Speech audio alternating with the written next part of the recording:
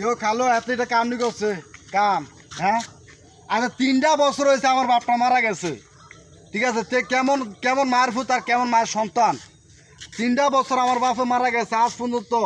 হ্যাঁ আমার মার কোনো খোঁজ খবর নেয় না হ্যাঁ কেমন মামা হ্যাঁ কেমন মামা অনেক চিন্তা ভাবনা করছি যে মামার বাড়িতে সম্পদ ওই সম্পদ চালাম আপনি কি করেন বেচাটা পর আগে মনে করেন কন্ডলা আইলে মনে করেন কন্ট্রোলে কেমন হবে দেন আমরা 3 বছর পরে দিয়ে যে সম্পর্কতে কাটছে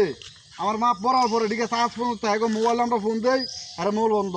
ফোন দেই ধরে না ব্যস্ত কয় তাহলে আপনি কোন এইসব মামার লোক পরিচয় রাখাচ্ছে না রাখে অনেক ভালো তাহলে বেচছিলাম হ্যাঁ? বেচছিলাম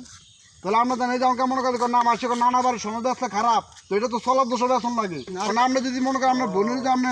না মরার পরে যদি আপনার এই বোনের প্রতি আপনার নজর না থাকে হ্যাঁ তাহলে এই জায়গায় আমরা মামার কথা রাখতে লাভ কি লাভ আর দরকার নাই এটা বেচছিলাম হ্যাঁ আর কেন বেচছিলাম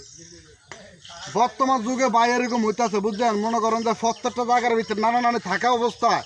যেরকম মানে আমাদের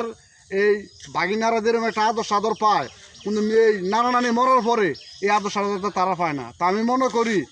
যাদের নানা বাড়ির সম্পদ আছে এগুলো আপনারা মনে করে বেচা লাগবেন কারণ যদি নানা নানি যদি আপনার মামা যদি আপনার ঘরে যদি না চায় তাহলে আপনারা এই জায়গার সম্পদে বেচা লাগবেন কোনো বর্তমান যুগে বেশি খাতিল ভালো না কারণ বেশি খাতিলে কিন্তু ফাতিল ভাঙে সবসময় একটা কথা খেয়াল রাখবেন